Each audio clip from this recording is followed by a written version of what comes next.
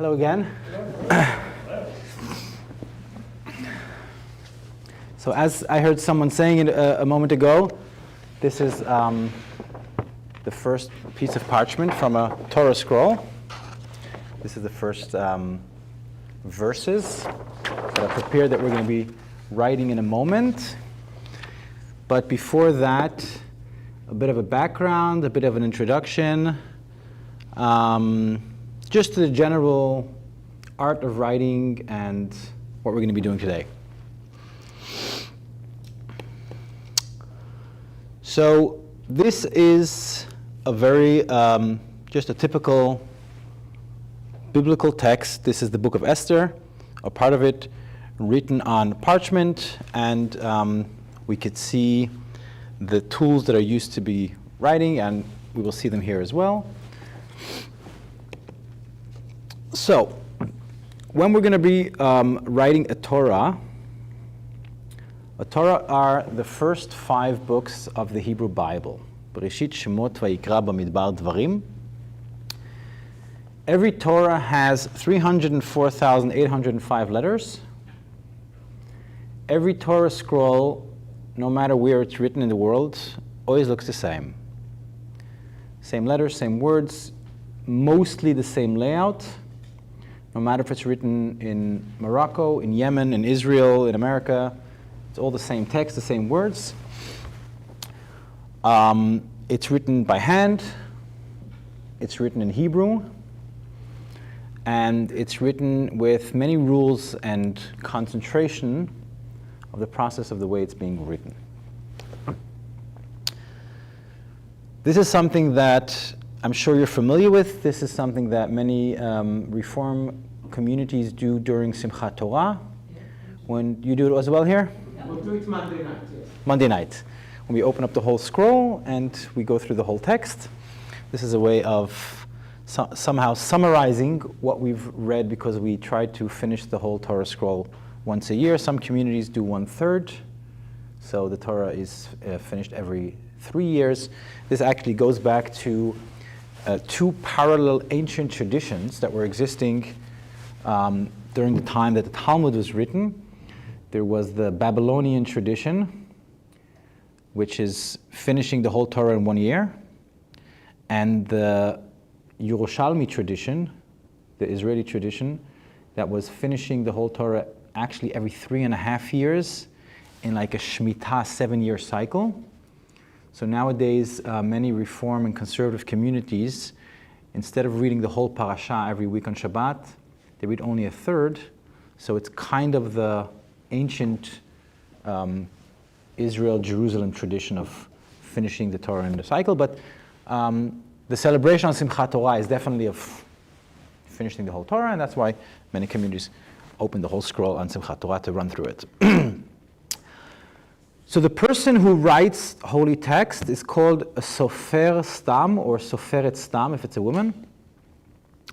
Stam stands for Sefer Torah, Tfilin, Mezuzot, and Megillot. These are the 4 texts that are written by a scribe who usually has to train for it. It takes a while to learn how to write it. For me personally, I started writing when I was 16.5 years old, back then as an ultra-Orthodox young yeshiva boy who decided one Shabbat afternoon that I would like to know how to write. And on Shabbat, at least in an Orthodox setting, there are not many options in terms of practice. So I took the book of rules, Keset Sofer, from the Khatam Sofer, and I just read through the whole book with all the rules. And when Shabbat was over, I went to a cousin of mine who was a sofer, and he gave me a few pieces of parchment and helped me prepare a few feathers so I could start practicing. I started writing for myself for a while, and then I went to an expert teacher in Monsey, New York, and I told him I want to learn professionally, because the work of a sofer stam is not only writing, it's also how to open and close tefillin, how to put the pieces of parchment inside. So you have to know how to open this, how to close it, how to sew it, how to glue it, how to check it, how to scan it. So there are many different things that are taught during this process. This teacher was very cute.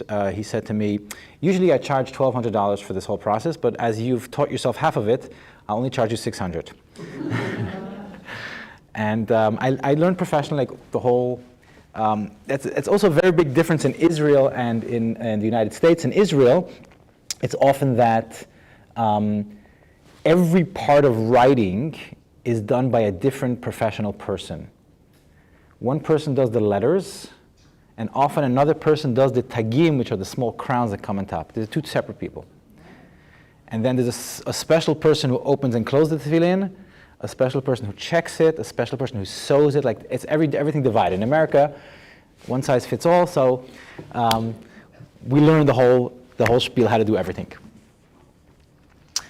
One mistake in a Torah scroll, which means a wrong word, a wrong letter, a letter missing, a letter, sometimes after many years, the ink gets dry, and if it wasn't from a very high quality, the ink could peel off. Technically makes the whole scroll not kosher. But it could be fixed. The Torah scroll could be fixed. Otherwise, with that volume of words and letters, we would often find ourselves in a situation where we have one letter missing and the whole scroll has to go to Gniza. So Torah scrolls could be fixed, Megillot could be fixed. What cannot be fixed are tefillin and mezuzot. Tefillin and mezuzot have an additional set of rules that the whole entire text has to be written in the correct order, one letter after another. In the Torah, for instance, I could write here a bit and I could write here a bit, and this is something often that's done in order to get the lines exactly straight. What the sofer will often do is write 3/4 of the line and then go to the end of the line and write backwards so they get it exactly in line. In the Torah scroll, the only words that have to be written complete and in the right order is God's name. And therefore, when you come up soon and you'll see, all the letters we have here are outlined, just so we get it right, but God's name is always written in full and prepared already. So because in tefillin and mezuzot, it has to be written in the right order,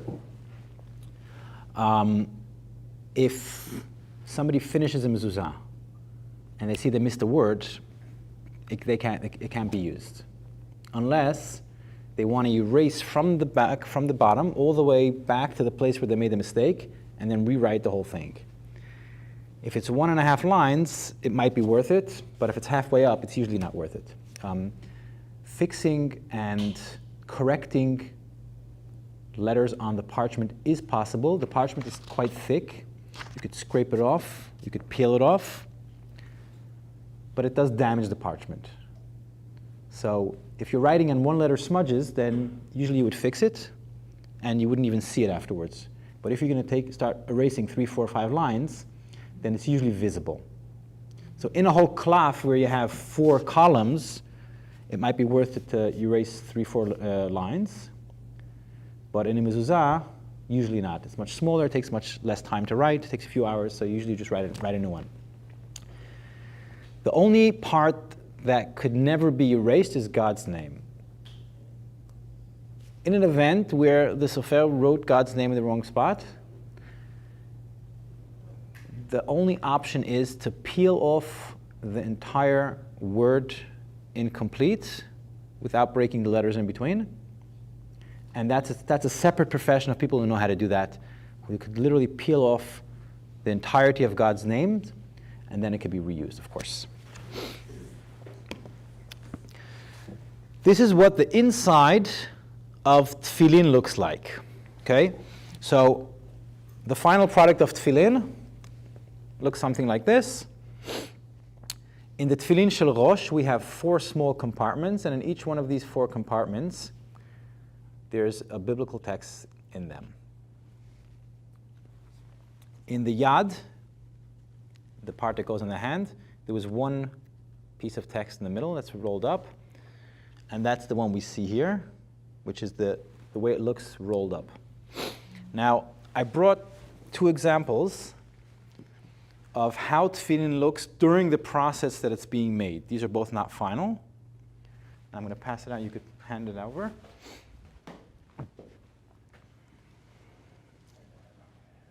So this is tefillin during the process of being made. This is made out of kosher leather of a cow usually. And this is during the process of being made. These are both probably some way defect. That's why they couldn't finalize it. And they just put it aside. But otherwise, it would be finalized. It would be painted black. It's the parchments with the text would go inside, and then it would be sewn together with a special thread that is called gidim. We're going to get to that in a moment. One thing that's important, everything that is used to write the holy text has to be kosher, which means technically you could eat it, which means it has to be from a kosher animal, the parchment, as well as the ink, as well as the feather, as well as everything that is used for this process.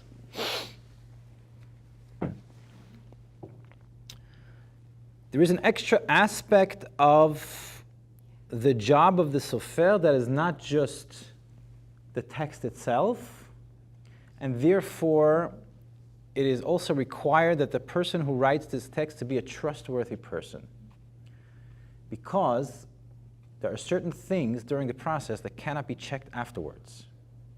For instance, if I'm writing a mezuzah or tefillin, only I know if I wrote it in the right order. Once it's written, you can't check if it's written in the right order. And the same goes for the letters even in the Torah scroll. There's an additional rule that every letter has to be written. It cannot be formed through erasing, for instance. Right?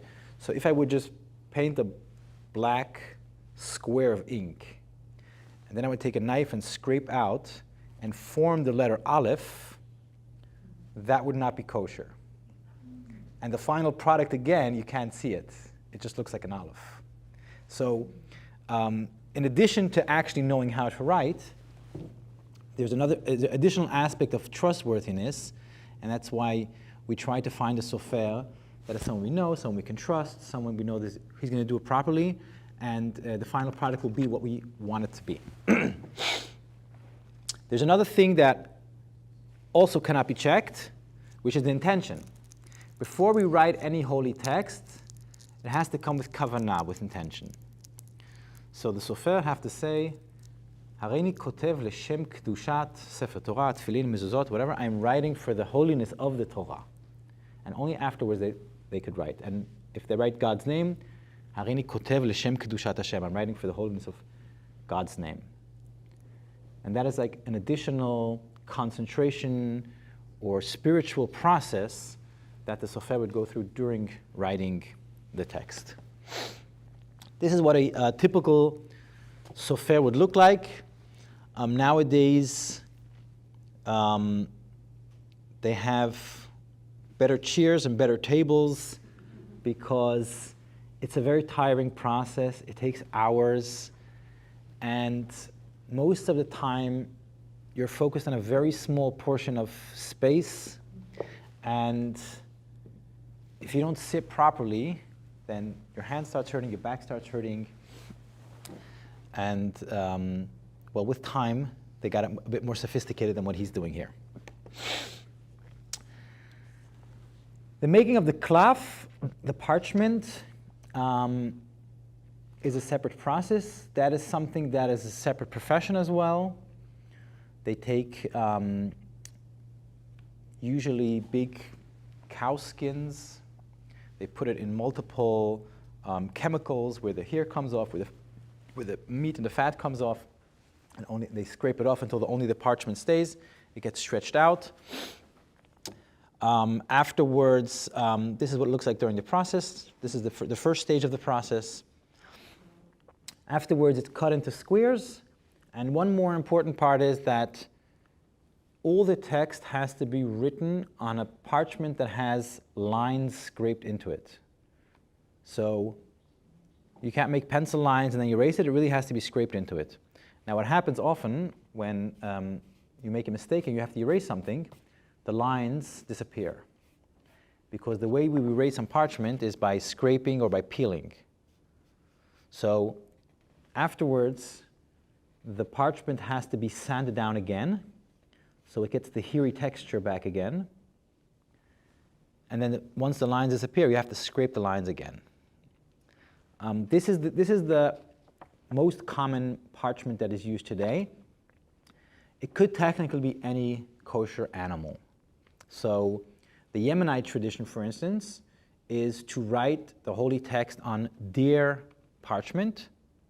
So if you ever find yourself with a Megillah or Sefer Torah that has a brown, leathery parchment, that is most probably Yemenite written, which is also a bit of a different handwriting, but of course they're all kosher.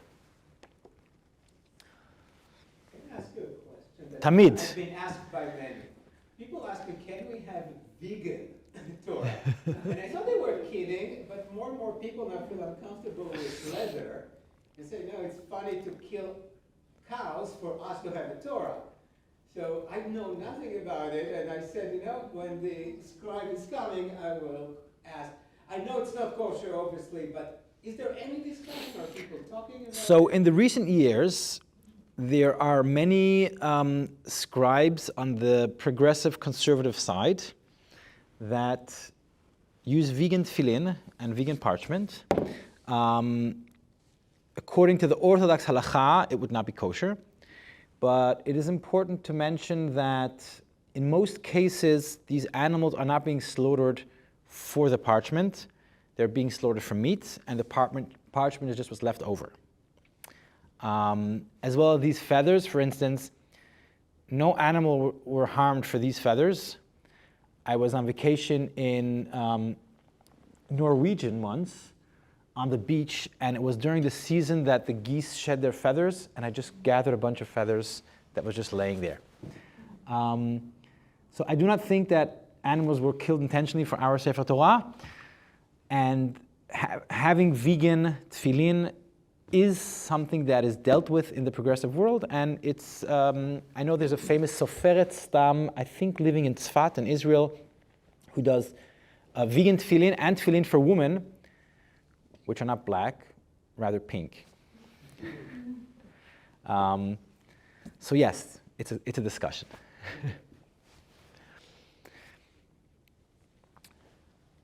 We also need ink in order to write. I forgot to mention, if you have any questions, feel free to jump in. No problem at all. The process of making this ink is ancient, very similar to the ink we find in scrolls from 2,000 years ago. It's made from more or less the same components. These are all natural. They all have to be kosher. And they're just usually made from things that grow in trees and certain mixtures that come together that create as black as possible, as sustainable as possible, because Torah scrolls usually last for hundreds of years if it's done well. If the parchment is well, if the ink is well, it could last for hundreds of years, even thousands of years. The most ancient text we have today that is still survived is the scrolls from the Dead Sea, which are over 2,000 years old. And the parchment and the ink are still intact. You saw them in Israel? Yeah. It's the most ancient biblical text we have existing today in parchment, like in full text. There are some fragments of clay and metal, but those are the most ancient texts that we have. And it is, of course, all made by hand. Everything that is done for the parchment, for the ink, is all handmade. No machines are used for this process. These are the materials that are used for making the ink. And this is what the process looks like. It's like a mixing process where the ink comes to. And in the modern ink, once it's produced, there are different levels of thickness to the ink. And this is more of a personal choice that the scribe himself would decide what kind of ink they want to use, and based on the weather, based on the climate, based on the room they're writing in, what would be the best ink for them to use. What we have is what's called smichut rigila, which is like the average standard kosher ink for this writing. The kulmus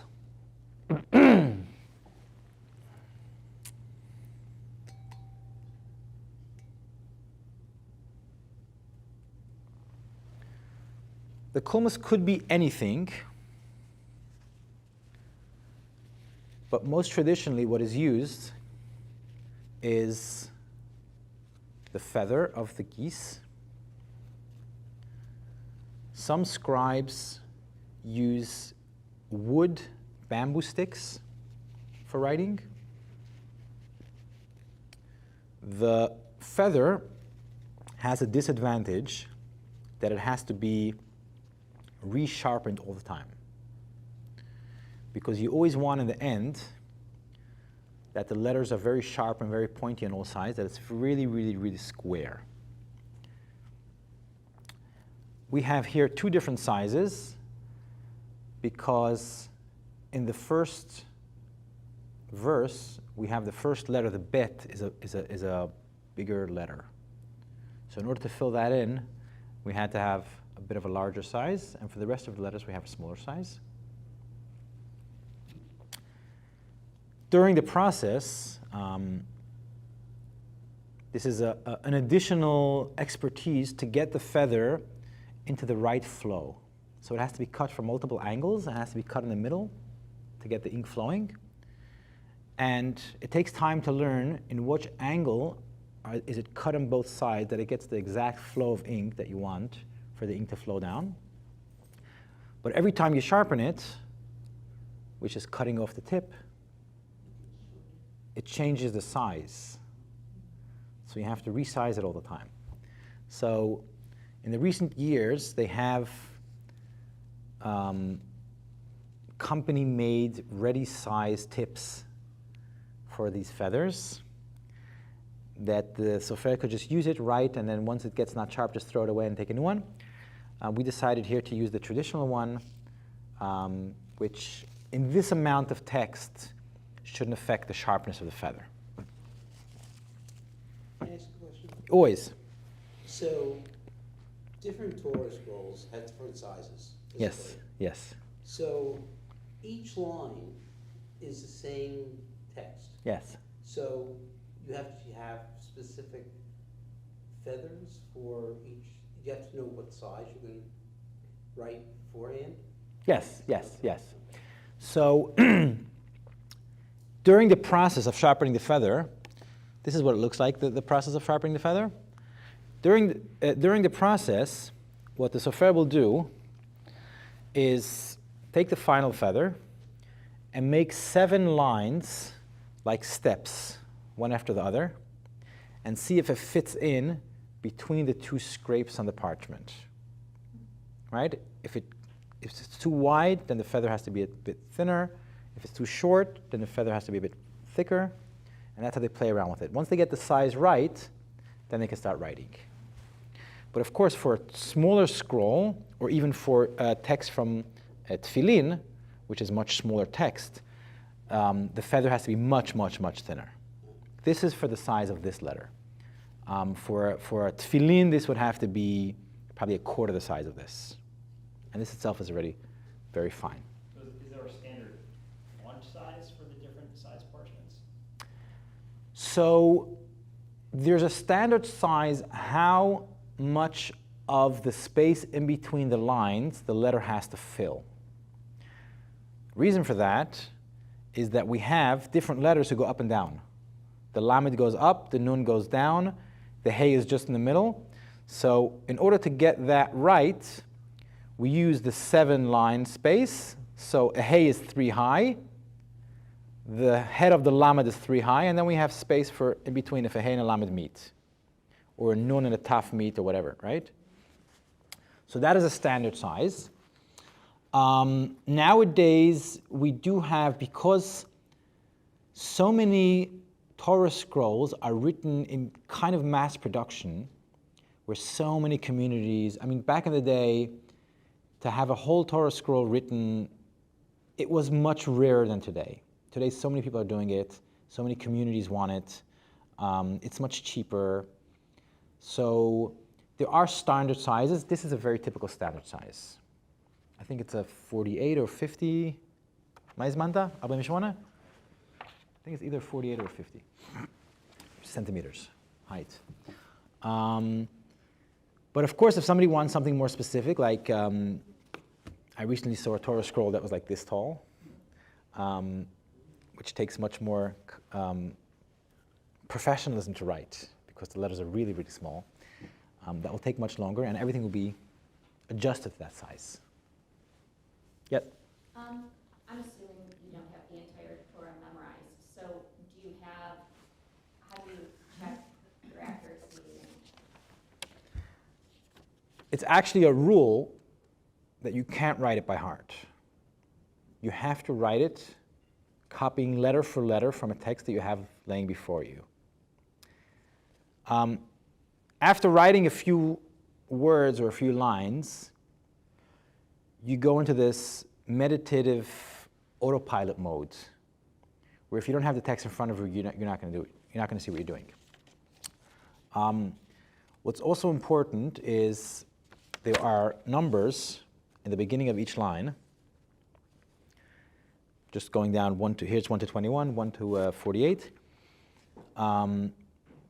And you have to check before you start every line that you're writing the right line. So you would write the first line, and when you finish it, you would fold it up to the next line. And in order to make sure you didn't skip one line, because here it's very easy to skip a line. One wrong fold, and you write the whole column wrong. So what they would typically do is either pencil on the beginning of the column all the numbers from 1 to 48, or they would add an extra piece of parchment with all the numbers printed on it, or paper with clips on the top and the bottom, so it stays stable, and the lines stay in the right order the whole time.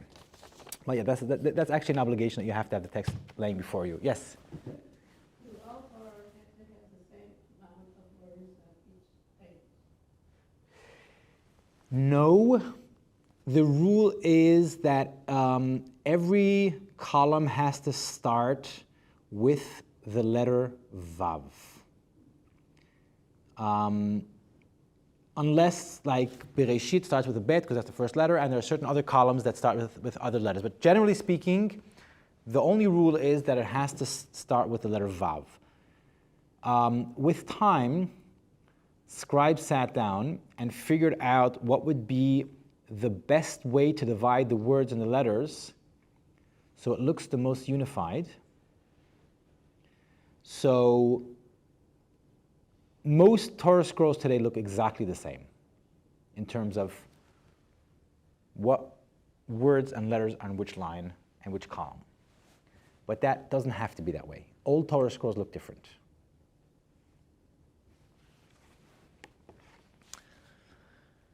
The Hebrew letters. We are writing with letters that are called Ktav Ashurit, Assyrian letters. These are letters that we took over during the Assyrian exile after the destruction of the first temple. And that's the text that we use for our Torah scrolls. The rabbi mentioned yesterday that this is not only text or letters that we did not invent, but these are the letters from our enemies, the ones who destroyed our temple. Before that, what we had was ancient Hebrew letters. And I noticed yesterday in your sanctuary in the Luchot HaBrit on the front, those are the ancient Hebrew letters that were used during the first temple. There is still one Jewish group that uses those same letters today. Those are the Samaritans, the Shomronim, living on Har Bracha near Shechem in Israel. If you visit their community, you could see their mezuzot don't look like ours. They're big marble pieces, either on top of the door or on the side of the door. And they get to choose any biblical text that they want. and they're written with the ancient Hebrew letters. They're the only Jewish group that still uses those letters. What we use today are Ktav Ashurit, Assyrian letters. In the Talmud, there's a discussion about this, and the rabbis believed that the letters we have today in our Torah scrolls are the same letters that God gave Moses on Mount Sinai the Torah with. So the question they asked themselves is, how can God have given Moses the Torah with these letters if we just learned it 1,000 years later, in whatever, 800 years later, in the exile in Ashur? And the rabbis, as they often are, very creative, said, well, originally we had it in these letters, we forgot it, and then we learned it back again when we were there in Ashur. But this is the standard today. This is the letters we use for all the Torah scrolls. There are different sets of letters that look a bit differently. And you can see on the right side is the Ktav Ashkenazi, the Ashkenazi writing, the classic Beth Yosef writing. On the left, it's the Sephardi writing. And on the bottom are 7 letters that are different. There's also a set of Ashkenazi letters, but they're different between the Ari from Ashkenaz and the Beth Yosef from Ashkenaz. And you could see the differences here. For instance, in the Shin, in the Ari letters, they go straight down. And in the Beit Yosef, there's a little thing sticking out on the right side here on top. The Tzaddik is the same, it goes straight down. And here, it's more of a square that's sticking out on both sides. And the difference between the Ashkenaz letters and the Sephard letters are, in the Ashkenaz letter, you would see every letter is a full square on top, like the Taf, for instance. The Hey, for instance, is a full square on top. Whereas the Sephardi, writing a Taf, it's round here, so it's much easier and faster to write. And the Hey, it just goes round. So a Sephardi Torah scroll would also be much shorter to write. While a typical Ashkenazi Torah scroll will take approximately a year to write.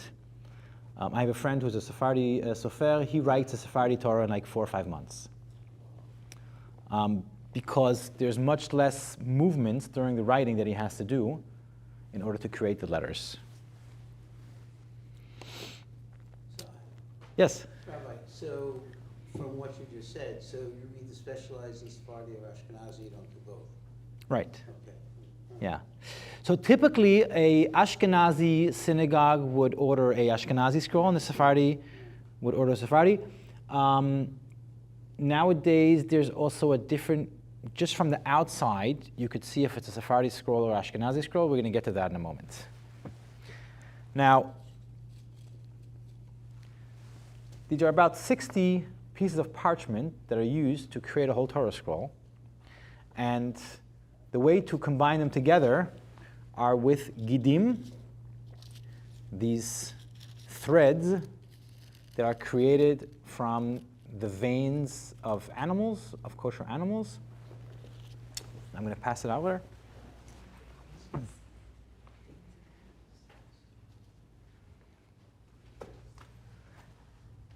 And these are sewn together, one after another. And by both sides, they will be connected to atzei chaim, which are the wooden parts that hold the Torah scroll together. This is the process of sewing. A normal piece of parchment like this would have 4 columns. Here, because this is the first one, this whole piece is empty, so we have enough room to wrap this around the wood and sew it, and still having room before the first column. Atzei Chaim also means wood of life or tree of life, and this goes back to Etz Chaim Hi Lamachazikim Ba, generally for the Torah, that it's a tree of life, the Torah.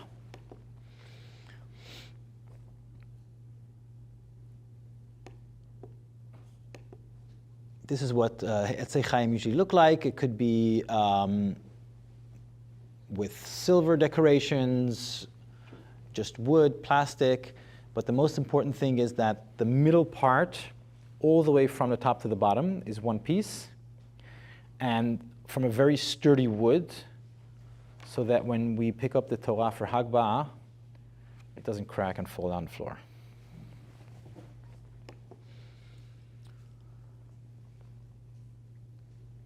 So the text written for tefillin and mezuzot are always the same letters, always the same process. The difference is a different set of concentration for it before writing the text, and a different set of rules in terms of, like we said before, in the order of writing the letters. But otherwise, it looks the same.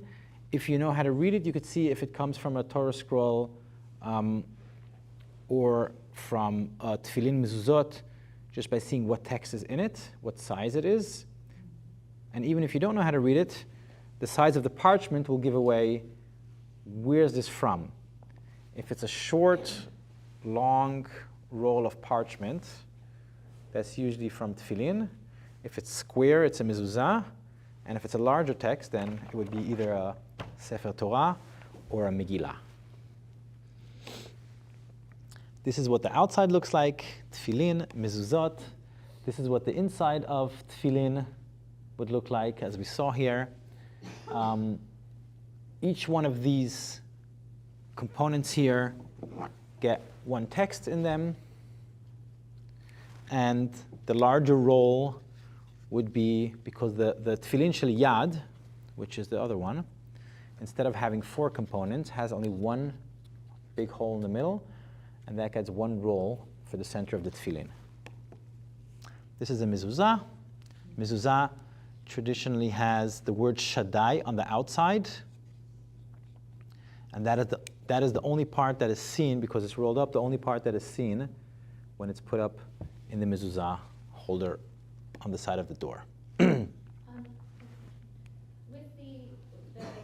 tefillin, you had said over time that a Torah could become worn. Yes. You can't notice that with tefillin, so are we just assuming, or is there a process of checking it, or?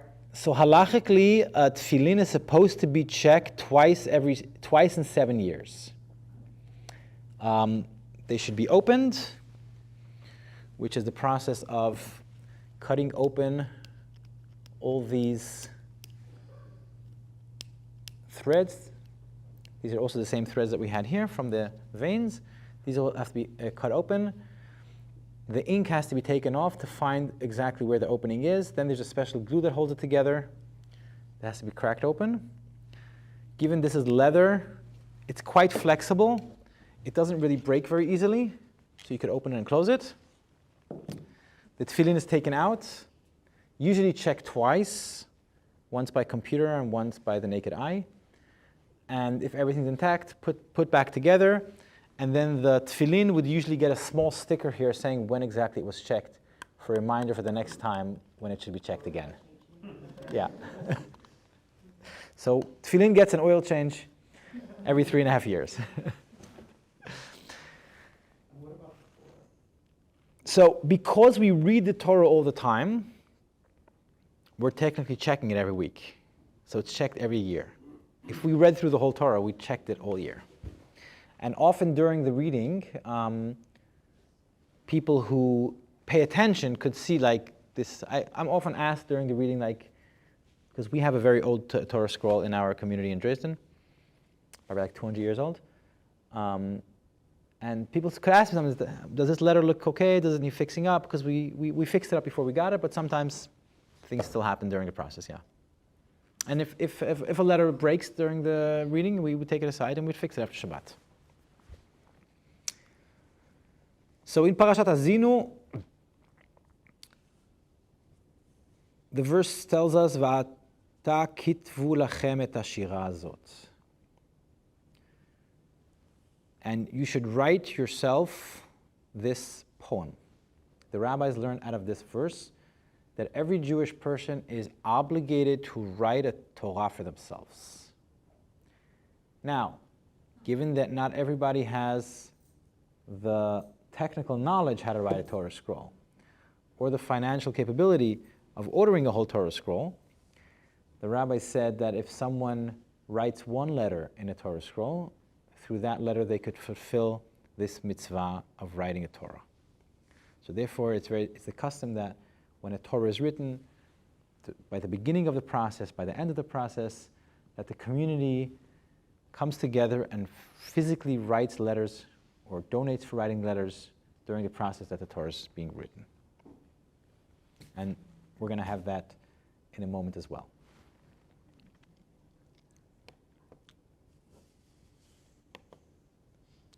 This is during the Torah. This is a few months ago. We started writing a Torah in Dresden, in Germany. And this is from the ceremony of writing the first letters that we had in our community.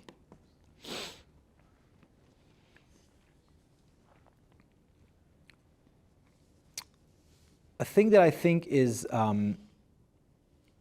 even more powerful in non-Orthodox or Reform and Progressive communities, the meaning of the Torah in our life. Because as someone who grew up Orthodox myself, the rules come down from heaven, they're set in stone, and there's no thought process that has to go into it in a daily life. Having the flexibility to decide for ourselves is something that confronts us in our daily lives with our tradition, with our rules, with our texts, in the thought process of why are we doing something, how are we doing it or not doing something, and we're in this living experience with our tradition, with our background, that is not just something that we could go through life without thinking about. So the Jewish traditions really have this living, vibrant presence in our life. And when we think about ancient texts are not only something that we put in the synagogue, in a closet, and we read a few times from. It's a text that formed us to who we are. It's a text that made us the Jewish people. It doesn't matter if we're Jewish today, 500 years ago, 1,000 years ago. It doesn't matter where in the world we traveled, in whichever Jewish community we landed in, there was one text that combined us all. In every synagogue, we'd find the same Torah scroll. And being in a Reform community, studying these texts, and some of them we strongly disagree with, don't accept, practice differently, brings us into this live dialogue with our past, with our tradition, with our Holy Scripture. The Scripture is holy for us not because it came down from heaven, because we as a nation, we as a people, sanctified this text for ourselves. This is what we carried with us through exiles, through generations, through countries. We carried this text with us, with all the positive and negative parts that it brought with us, and still today we're writing a new Torah scroll.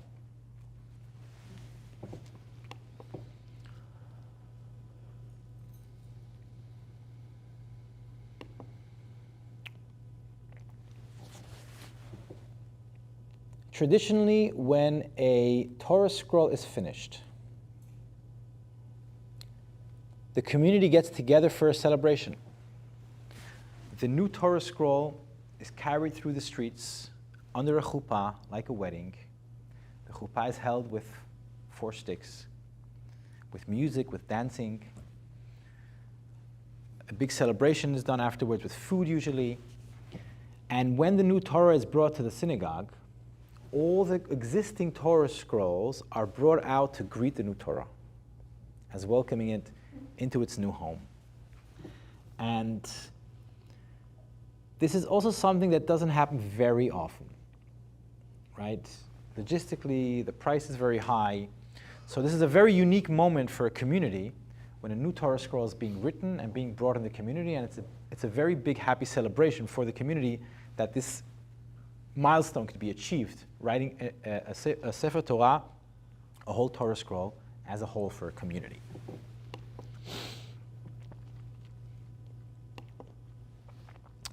And this is what we mentioned earlier, the difference between the Sephardi Torah scrolls and the Ashkenazi Torah scrolls. The Ashkenazi Torah scrolls are the ones from cloth that you could see, and the Sephardi ones come with a harder box, often with silver decorations, but sometimes just wood. And the main reason for the difference, what kind of case it has, is a very technical reason. The Ashkenazi Torah is read laying on the bima. The Sephardi Torah is read standing up. In order to have it standing up, you have to have the box that holds it up. And that's why they have, the Sephardi Torah is much heavier because in addition to the Torah itself, which is not very light, it comes with this wooden box that holds it together. Is the Sephardic Torah, is that on two rolls like the Ashkenazi? Yeah. It has the same Atzichaim in the center, and they have these handles where you could spin them and turn the text both sides. We are now going to, do we have a list today, or is it? Yes. You're doing it?